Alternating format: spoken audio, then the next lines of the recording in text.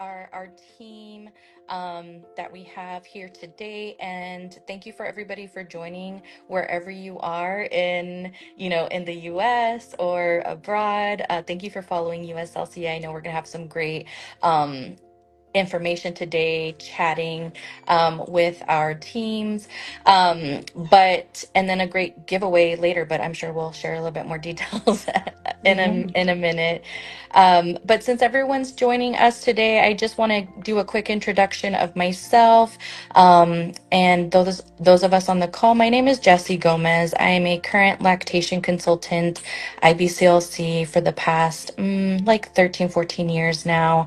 I'm also a professional development coordinator for USLCA, as well as working within WIC for the past 7 years as a breastfeeding peer counselor in my past, and then now as a breastfeeding program supervisor. So, really in it on the clinical side, which is our favorite part, I think.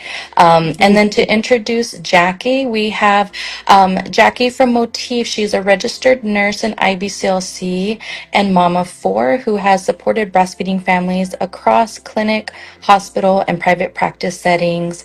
She specializes in creating personalized feeding plans and educational programs for new parents with a particular passion for making pumping more effective and comfortable for families. So, Jackie, thank you so much and for sharing your knowledge with us today, but also, being able to get into a discussion about all things pumping, all things flanges, Yeah. because things are changing. On our end, we know that in the lactation field, from one year to the next, we are having different discourse on flange fitting and what we should, be sharing with our families as lactation professionals. But for those of you that are online with us, just a quick recap to think to yourselves and also share with us in the chat if you yourself, maybe you're a parent, maybe you're a lactation professional, what currently right now is circulating as maybe one of the biggest myths about flange sizing that you wish you could bust to your friend, your coworker, your girl, or your client and the families that you're working with. So if you have anything more recent, I feel with that, I don't know how you feel, Jackie, just about the feedback we get from families. I think that's usually the best way that I'm learning about what's out there, Circulating. what's Yes, circulating, what's out there.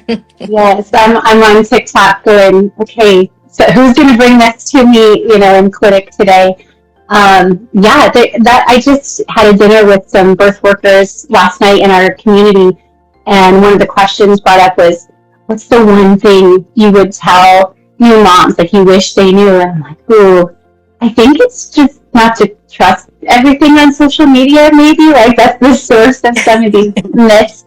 But also, families, they just want to know. They want the information. They want to do what they feel is best for their families. So they're constantly looking for information, and it's a hard place to be. You're looking for information. There's like too much information maybe out there. So I love events like this where we can really talk about what we do know, what we know as facts, what the research says, where we are lacking. So Yeah, same here. And I always say, and I feel like we're just always learning, and we're really never um, done with learning with our families. And that's really what I like about this role, or even being a lactation consultant, is just mhm. constantly staying current with what's going on. I know that we have I feel like in my practice we are working with parents right out of delivery. So maybe we're about 3 to 4 days postpartum. So we're really thinking about pumping at that stage because we're in engorgement. We're starting to get into the uncomfortable parts right after that newborn stage. So when we're coming in, they are asking us, what are those common signs that tell us, like, what are they looking for that are those common signs of an effective flange, or how that is going to work a bit. or really how to find that perfect fit, right? What isn't the right fit? What are they looking to not experience? So any kind Yeah. of feedback from your practice at all? Yeah, absolutely. I have worked in hospital, that immediate postpartum, and now private practice, seeing the gamut, and the focus does kind of change a little bit, but definitely in those initial times, I get what you're saying. It's like, okay, we're engorged, so I'm going to start thinking about pumping. The natural flow is then to think about how to make pumping as effective as possible, and it's probably easier to say what is not a good fit. Like, that's easier to identify sometimes for people than what is a good fit. So the number one indicator I see in my practice is pain. Just, this doesn't feel right. I'm dreading every time I put these flanges on my breast. This is not fun. Definitely swelling. I think we were talking about myths. Yeah. I hear all the time, well, yeah, my nipples are swollen because I just pumped. And it's like, but they're not really supposed to look like tater tots after we're done. We shouldn't have this dramatic doubling or tripling in size. So I see that a lot. Discoloration, sloughing off of the skin where we're getting like irritation. It may not even be cracks and bleeding, but just that general inflammation and irritation of the areola and the nipple tip. Anything that's really disrupting what that normal nipple looks, what its baseline looks like. If we're disrupting that, it's probably related to that flange fit, maybe pump settings, but flange pain is the number one, and I immediately go to the flange fit if we're having pain with pumping. Yeah, and the pain part is important though, because our new parents may think that pain is natural. That's the normal process of breastfeeding, is that we're gonna feel this maybe an amazing amount of pain, maybe a small part of pain, and they don't know what that threshold is, where it goes from normal discomfort to an abnormal fitting flange that is maybe just making that issue a little bit worse. So that is really one of my biggest things, is trying to remind them that it is a little uncomfy, but not primarily going to be the biggest thing that we're hoping to avoid that altogether. Yeah, I mean, nobody probably is used to that much stimulation that frequently throughout the day for their nipples and breasts. So you're right, there's going to be some discomfort. So we have to, I guess, be careful about our language and not say, oh, it should just be the most comfortable thing in the world. Like, it's going to feel different. But yeah, it shouldn't be painful, shouldn't be something we're just dreading and agonizing over at all. We can make it better than that for sure. Yeah. And when we're talking about engorgement, that is also like it's a wall sometimes when I'm working with a family and they're just so engorged that now we have no milk output. Even when we're pumping to the right settings, or having a correct flange fit, there can still be that wall where she's doing everything right and it's just backed up. We're so backed up with engorgement. And so I like those typical, remedies for like, let's do a bit more frequent. Let's try to get things moving. I always call it break the seal. We got to break that seal, bust down that wall initially. And sometimes it takes a couple of pumping sessions to get that milk flow really where she's gonna start feeling that comfort, gonna stop feeling that resistance of milk output. So when we're talking about flange sizing, I'm always a proponent of like, is it flange or is it other things? Right, inflammation, just a huge Yeah, driver of what's going on in that process. Yeah, absolutely. yeah. And what started what? Did we have inflammation from just the natural engorgement process with lactogenesis to milk coming in, or did we have a poorly fitted flange that contributed to this, or a latch issue? And yeah, absolutely, kind of figuring out what came first here, or what beget what. Yeah, and yeah, so hopefully a good fitting flange is helping to just alleviate, like I said, break down that wall, alleviate that fullness, and we're seeing that the milk transfer is happening with the breast pump. So I'm just, all about comfort and moms listening to their bodies, parents being able to listen in. Um, so usually I am kind of walking through that process. I know we try to get into pump education prenatally. I'm always like, prenatally, if only we could Yes. get everything in there before, right? Mm-hmm. But a lot of the times we're working after the fact. So, best case scenarios, we're able to walk through these options and really take a look at what pumps we're going to be working with postpartum with our clients, what flange options that they have, maybe even initially sent with their breast pump, right? Like not Mm-hmm. all companies are the same, and we're going to work with different things. So as a lactation consultant, I want to get really familiar with what's out there and what's happening. So like when I'm going through that initial education piece with trying to figure out how to assess a flange fit, there's so many things out there, right? We have measurements and tools that we can use. We have, the feel, the touch, what mom is preferring, anything that you're feeling is maybe a go-to right now, or like maybe parents that are choosing to opt for a more common method, or is it all around for you? I've seen a lean toward relying on measurements and smaller sizes, like more closely fitted to the nipple, which I think is great, and I see that being successful, giving us good outcomes in my practice. But I really try to educate, like that's not the end all be all. Measurement is, we like to have those data points, right? We like to have something tangible, especially as practitioners. We want to kind of have an algorithm for if you measure this, you do this, and this will be the perfect size. And we can use all of that guidance, but it's guidance. I think the underlying thing has to be, we need to try multiple sizes. We need to, take into account the objective data, the subjective data. We need to hear from, the user. When I put this flange on you, what does it feel like? We're observing what it looks like. We're observing how the milk is moving. We have to look at that whole big picture, not just hone in on the measurements. But again, the measurement is a nice place to start. I find, I don't know if you have this in your practice, Jessi, but most of my consults are 90 minutes. If it's a follow-up, it might be shorter, but certainly those initial consults are at least 90 minutes because we're going through, watching a baby nurse. Usually if we're pumping, we're trying to do some pumping observation, maybe even observing a bottle feeding, depending what's going on with the dyad.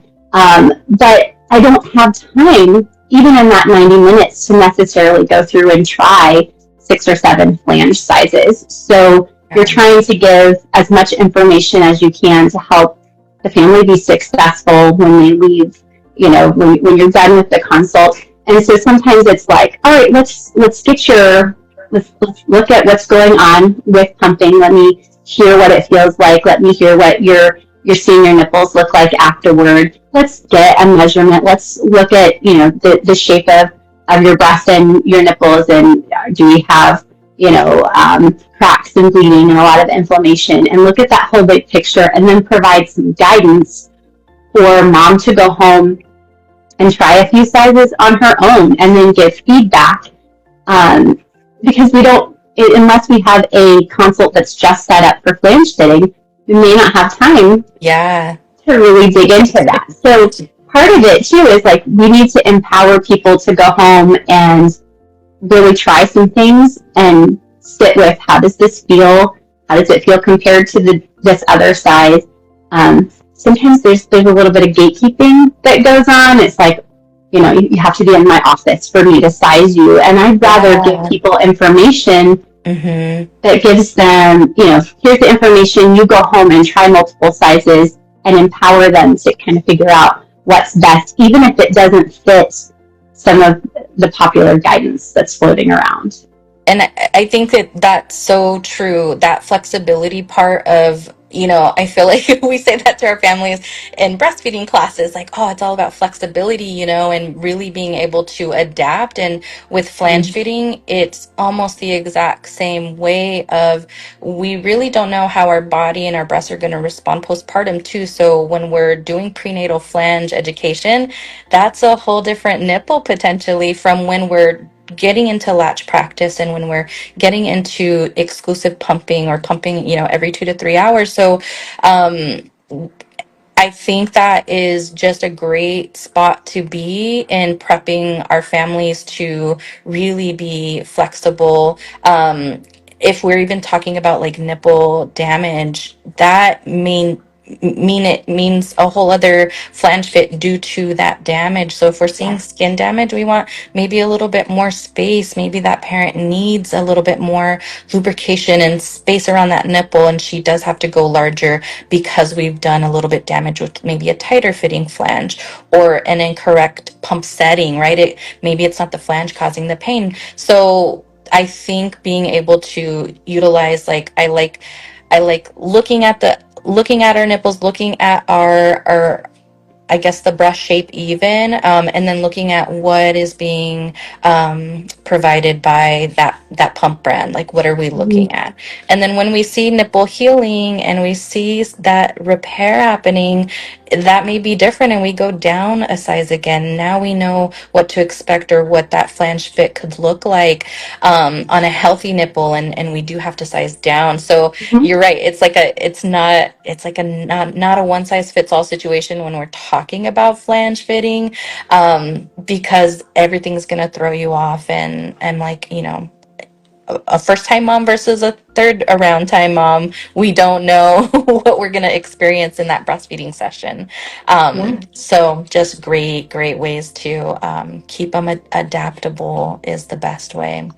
Yeah, you mentioned sizes that come in the box, and like that's a huge topic of discussion among lactation professionals, among moms on social media. Like in the flange sizing world, that maybe is the topic, is like, why are we sending certain flange sizes in the box? And the origin of that, maybe wasn't based in the best science or any science. It's just sort of how pumps developed, and sometimes that gets hairy to talk about, because it's like, well, why wouldn't we start with the best flange sizing science? And it's like, well, breast pumps themselves haven't been around like terribly long.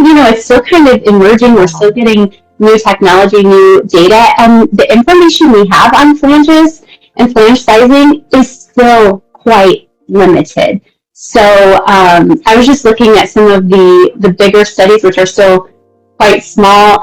There's one out of Australia that really shows there's not a big difference in milk output with different sizes, and that might be shocking to hear, but that's what these researchers found. And then Danielle Prime had a dissertation that found some people do better with larger sizes. And then probably the most notable was the recent pilot study that Dr. Lisa Anders, in connection with Jeanette Messi-Frem, that's been talked about a lot, and that gave us some really good insight into smaller sizes. But if we put all of that together, we still don't have this clear-cut algorithm, or this is the method, this is absolutely how you fit flanges. It really does come down to multiple sizes, be open to all the sizes, maybe start in that smaller size range, that's what I'm seeing in my practice, but be willing to, keep your mind open to try different things for different moms, because everybody's tissue is different, the size, the shape, the elasticity is different. Yeah. The flanges themselves, the materials are different, the shapes of the flanges are different, and it can really be, this investigation to figure out what fits best. And so, I feel like including more sizes is better than just saying we're going to take away some sizes and only include smaller. With Motif, that's something I've been so excited about, is the new pump releases this year, the Motif Aura Glow and the Rome. they're including 5 size options in the box. Like, that's incredible. Parents can sit down and try different sizes and figure out what's best. Is it that they're going to 100% find the ideal flange fit out of those 5 sizes? Maybe not, but we're at least sending the message that there's multiple sizes. You should try multiple sizes until you find what fits, instead of this is a standard. Which we know is, what's trending right now, like you said, is going for that tighter, close-knit fit, a little bit more of that potential skin-to-skin contact that we would see from a baby. And so when we have all of those, I've had parents that have they just naturally tried all of the flange sizes. Like maybe there were 2 or 3 flange sizes, and they're like, actually, they all work because it saves me cutting time on doing the dishes and washing those parts. And so they just thought, well, they're all included in the kit. I'm going to try them all, and they all end up working in their own way, but they're efficient enough to get that milk removal. And again, it helps them with that washing part. So I'm like, no, I get it. Like it only makes sense to try them all, and maybe they all work and maybe they don't. And maybe there is just that perfect Goldilocks situation that is the one for you and gets the bulk of the milk out.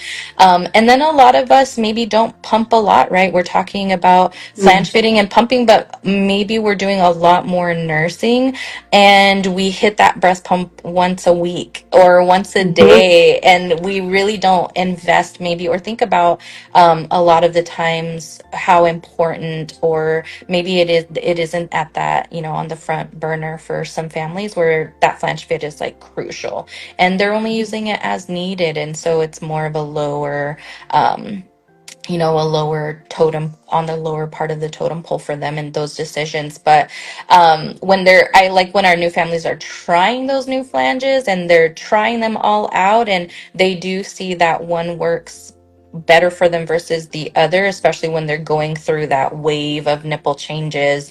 I think like early postpartum nipple changes that we see are that swollenness, right? We go that full 9 months of maybe no huge big changes in the breast. We're gradually seeing them, but when we hit that, like that lactogenesis 2, and we're feeling that onset, then we're feeling those changes versus kind of just gradually going through pregnancy. But those early postpartum changes, the edema, the swelling, coupled with that milk increase, that's where we see a lot of the times where parents are finding their flange fit that works for them at that stage, right? And then we see nipple sizes change and go, after the supply regulates. So that takes, 14 days or so, or more, depending on the parent. So, so we're seeing those nipple ebbs and flows. Anything that you've seen on your end with just having to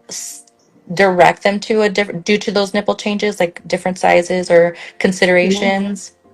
I mean, like you said, there are sort of some times where we maybe have hormonal changes.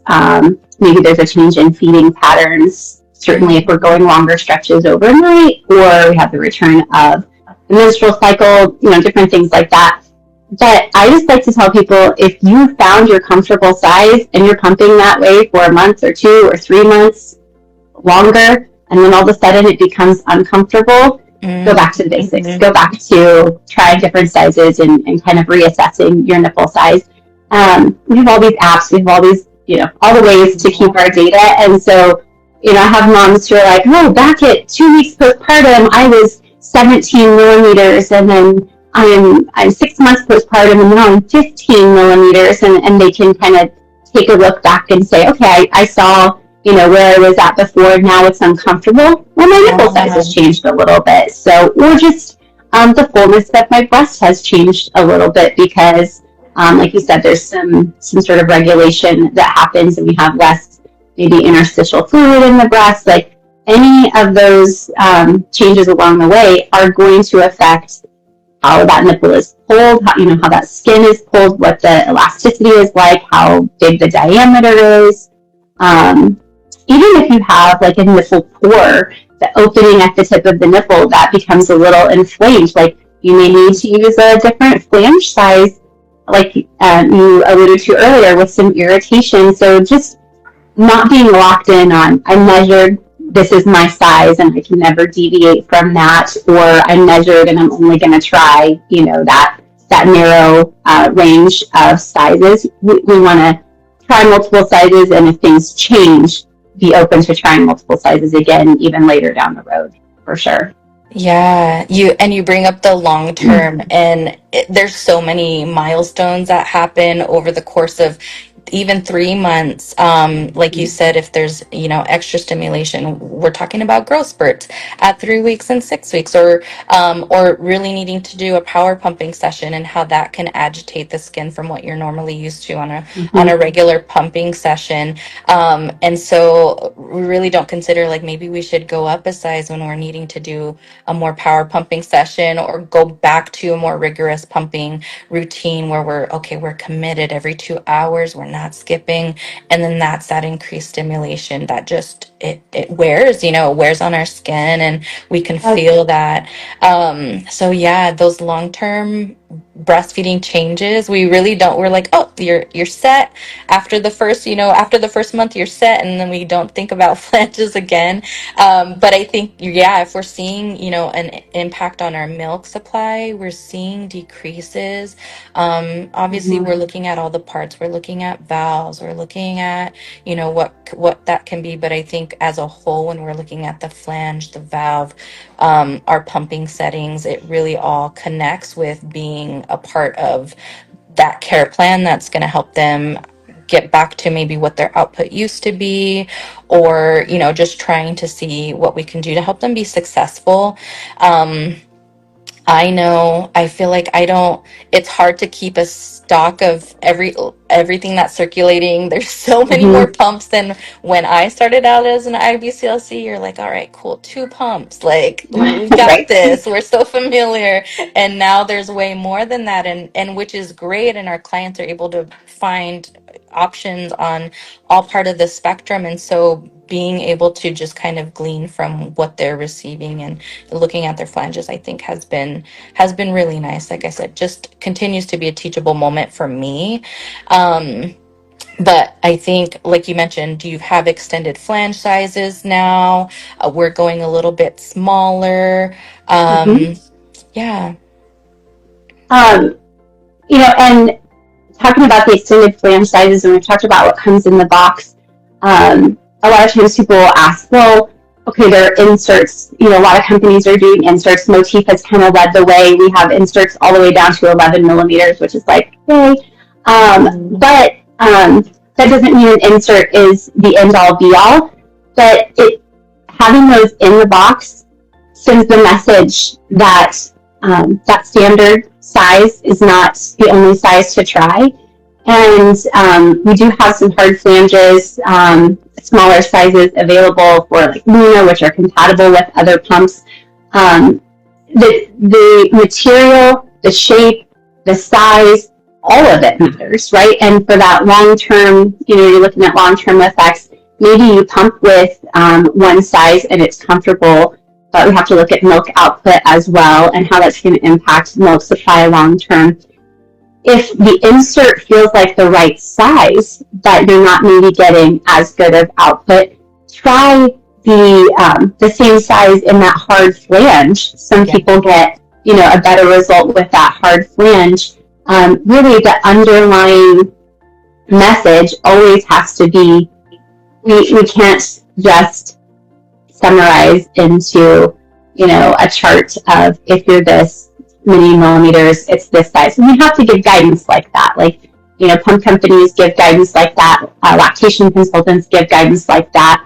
But we still have to keep that message of everybody's breast is different. Everybody's, skin elasticity is different. And so having just even sending multiple sizes in the box is underscoring this isn't a one size fits all kind of thing, and that old way of thinking has to go. Like, we have to be willing to try all the things and not settle for, oh, it's just supposed to be uncomfortable.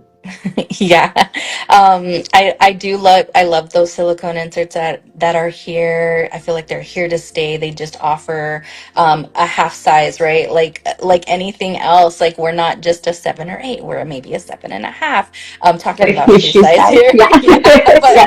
so like we do kind of have to cater to those little changes, those fluctuations. And I had some amazing comments that are coming through, and I'm just like seeing them pop up. And you're absolutely right. I think when we're trained to, ideally, we're listening to our parents and what they're sharing that is making them feel that maybe fit isn't as effective or pump output isn't as effective. Being trained to listen to our parents, but then also being trained to share with them any resources that they may find that could be helpful to finding them that flange fit a little bit quicker.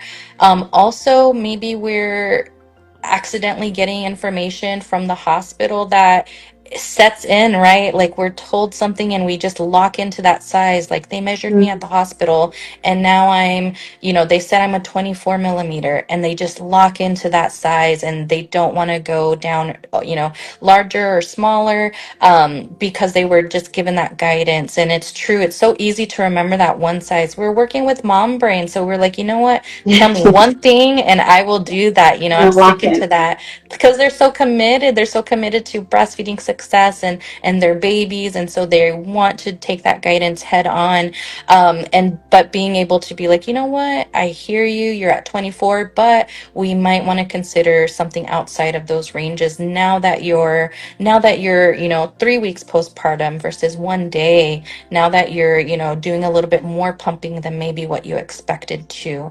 But yeah, thank you guys for throwing that in the comments because I'm like, yes, like we do need some more training, we need more resources, and being able to kind of identify where they can get those. I And we think. don't have any randomized controlled trials. I mean, Yeah. the studies that we have, even if they've been, very publicized, are small.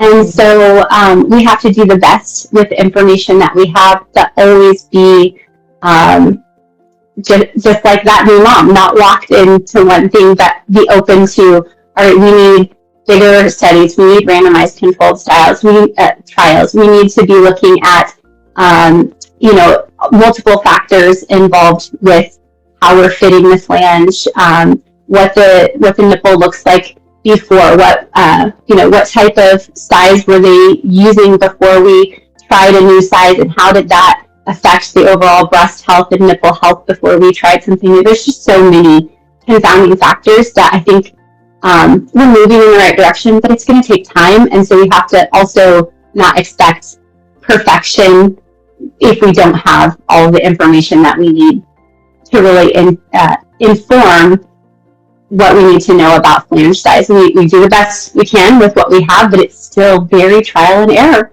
until we have maybe after we have randomized controlled trials, it's still not going to be like, just push the easy button for your flange sizing. But I think it's uncomfortable for us to say, we don't have enough information as healthcare professionals. It's uncomfortable for me to say to somebody, I don't know.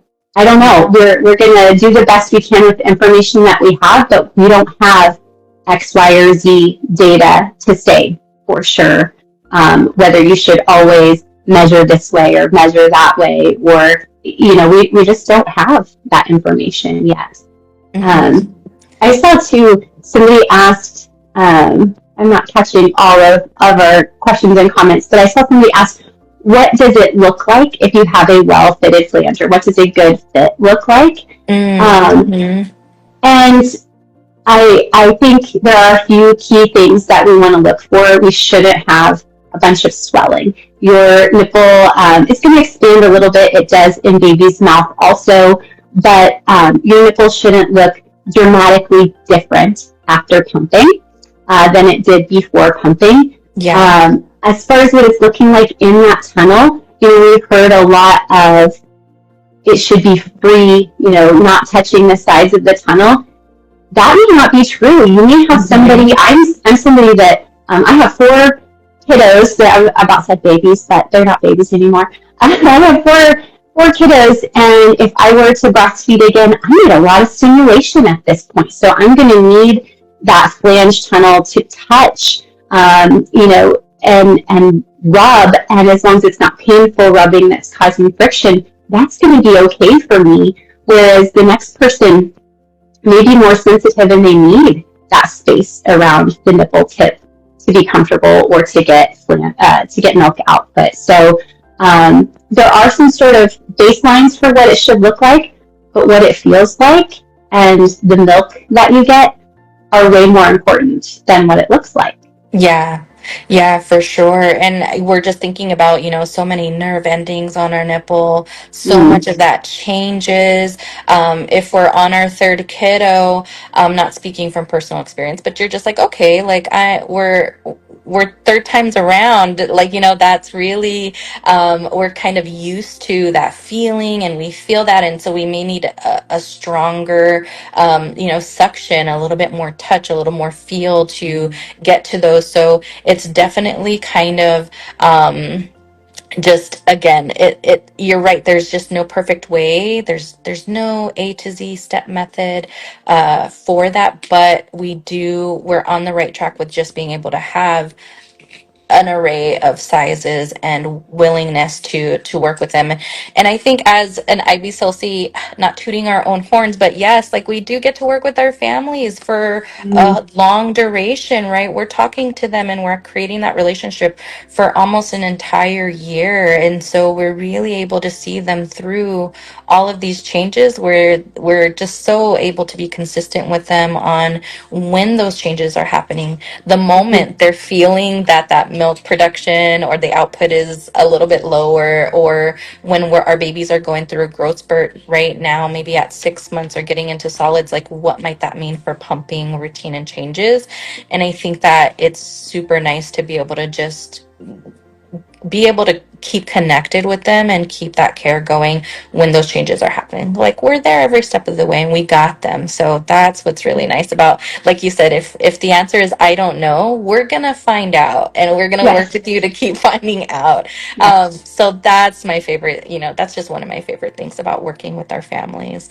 Look at All that right. personalized, real-time feedback. Like, you can look at some sort of guide online and apply that. And we want to empower people to do that for flange fitting. But it's like you said, it's so valuable to be able to text your IBCLT or call your IBCLT and say, I just pumped with this size and this is what I felt, and then get that feedback for your personal situation. Like, okay, let's have a few more pumping sessions. Let's try pumping at different times of the day when you're a little fuller here and you're not so full there. Let's try that same size in a wearable pump or in collection cups if that's something that mom is using, because that same size may not quite translate to a different type of pump. And then getting that personalized feedback helps empower that mom to, all right, I can kind of dive in and investigate what's my size in this particular situation with this pump or in this circumstance. Yeah, Yeah. so good. Alrighty. Well, we appreciate everybody's comments. I wish I could, so engaged with Jackie. I'm like, I wish I could just like scroll through them all, right, and just read all those comments. But we want to make sure that we provide enough time for everyone to give a little bit more information. So, were there any questions out there that we could help answer? I know we have some members of our team on there. So Shirley, if you have anything that we could review, if there was anything that we missed. We do have more information. So if you guys wanted to get more of information from Motif, you can visit www.motifmedical.com or contact them at their customer service at motifmedical.com. For myself, if you had any, USLCA questions, you can go to uslca.com and check out our website, check out our education, and let us know. I'm just looking through our I saw a good comments. question. Okay. I think it's T Karina 17 says, if you're in between sizes, based on the measurement tool, how do you decide which one is best? And I would absolutely try a couple of sizes that are a little smaller than you think and a couple of sizes that are a little larger than you think, and go on what is most comfortable and gives you the most milk output. Would you say Okay. anything different to that, Jessi? Yeah, comfort, milk output, and really what you're needing for. Sometimes I feel like even back to work changes things. Like if we're going to work and we need a little bit more stimulation, baby's not there. We need to look at those pictures. We need to just smell that onesie. But also maybe we Mm-hmm. need a tighter flange to really get us going during a work day, right? We're trying to Sure. multitask. So really just taking a look at what part of your day you're pumping in and what the vibes are. Like, are we more in the evening and we really want to kind of wind down and kind of looking at those things. But yeah, great milk output, comfort, and what your environment is looking like. That way you're feeling like you're getting the most bang for your buck, which is what we want in a pumping session, right? Yes. Um, Yes. getting in and Yeah, getting optimize out. your effort. Yeah, yeah. Lisa Latchin, I'm probably saying that wrong. My brain's not working right, but she asked about the Australia study that I mentioned. I don't have a link, but in my notes, let's see. The name of that study is called Efficacy Assessment of the Breast Shield Size. I'm trying to think of where it was published. I don't even have in my notes the author, because it's one that I referenced, but I didn't put that on my notes.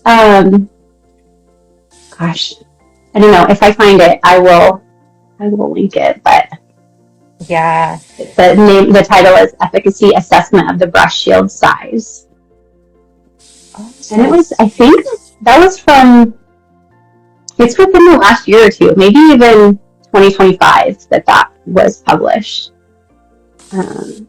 So pretty recent. Yeah, Let's I think we see. should be I can't I don't have the details, but on how we share this session and um maybe we can add some of those resources or links if you guys have more questions. Like again, you can reach out to our teams. And I appreciate being able to touch base. But again, it was wonderful chatting with you, Jackie. Thank you for just having this comfortable session. I think somebody was like, we need to have these discussions, and we totally I, do. yes, I was reading that. I'm so You're glad so lactation right. consultants are willing to say this is hard, or like it's hard to get data. Yes, we need to just acknowledge that. So yeah. Yeah, and for our community people that are, so supportive of breastfeeding, like, now right? Like, there's just not the perfect answer, and we're just working with our friends and our families to make sure that they are feeling like they're doing the most. And so, yeah, just keep learning out there. But Mm-hmm. thanks, Jackie, and I guess we'll close out for today's session. It was great talking to you, and have a great rest of your Thursday and enjoy your piglets. Your Oh piglets, yes, right? yes. I gotta check out my piglets. Thank you, Jessi. It was a pleasure. All right, have a great one. You Bye. too. Bye bye.